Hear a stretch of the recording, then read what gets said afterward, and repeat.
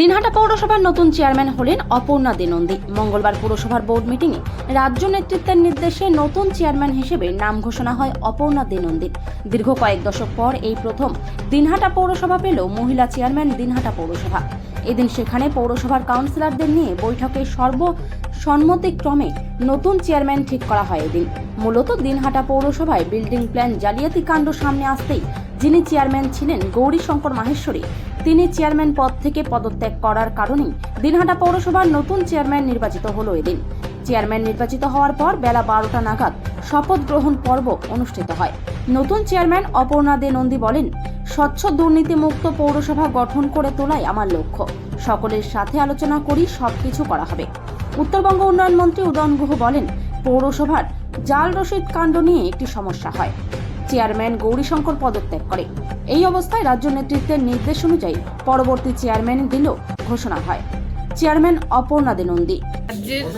যে দায়িত্ব আমাকে দিয়েছে, বিশেষ করে আমার দাদা উদয়ন গুহ যে দায়িত্ব আমাকে দিয়েছে, আমি চাই আমি সবাই মিলে, আমাদের কাউন্সিলররা প্রত্যেকে ভালো, অফিসের স্টাফ সবাই মিলে যেন আমরা পৌরসভাকে সুন্দর করে গড়ে তুলতে পারি এবং দাদার সম্মান যেন রক্ষা করতে পারি। আর কোথাও কোনো অসুবিধা হলে আমি তাদের পাশে সবসময় থাকবো এবং সেইভাবে কাজ করব। আমাদের যে আগের যিনি চেয়ারম্যান ছিলেন তিনি পদত্যাগ করাতে চেয়ারম্যান পদ খালি হয়। স্বাভাবিকভাবেই চেয়ারম্যানের একজনকে নিযুক্ত করতে হবে। কাউন্সিলর 16 জন কাউন্সিলরই আমাদের দলের, তাদের মধ্যে একাধিক ব্যক্তি বা কাউন্সিলর আছেন যারা চেয়ারম্যান হওয়ার যোগ্য। কিন্তু আজকের যে পরিস্থিতি, সেই পরিস্থিতিতে মানে ঠান্ডা মাথায় সবাইকে নিয়ে চলতে পারবে এমন একজনের কথা চিন্তা করেই দল অপর্ণা দে নন্দীকে চেয়ারম্যান হিসেবে মনোনীত করেছে এবং সবাই আজকে কাউন্সিলররা এক বাক্যে সবাই সেটা সমর্থন করে নিয়েছেন। ওকে এখন খুব মানে চিন্তা ভাবনা করে কাজ করতে হবে।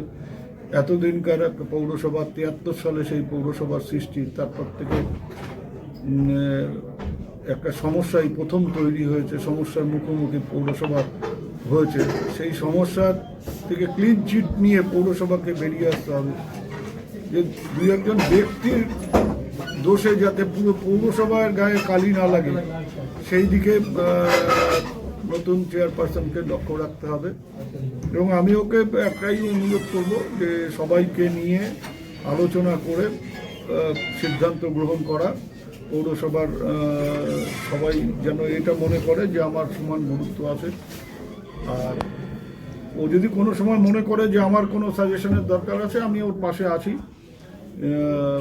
দলগতভাবে, ব্যক্তিগতভাবে আমরা পাশে থেকে ওকে সব রকম সহায়তা করব। এবং এটা আমার মনে হয় এই তো প্রথম যে এতদিনকার পৌরসভা, এই প্রথম একজন মহিলাও দিনহাটা পৌরসভার চেয়ারপারসন হলেন। এটাও আমাদের কাছে একটা খুশির ব্যাপার। আমরা সবাই দলগতভাবে ওকে স্বাগত জানাই এবং আশা করব যে ও সফল চেয়ারপারসন হবে দিনহাটা পৌরসভার।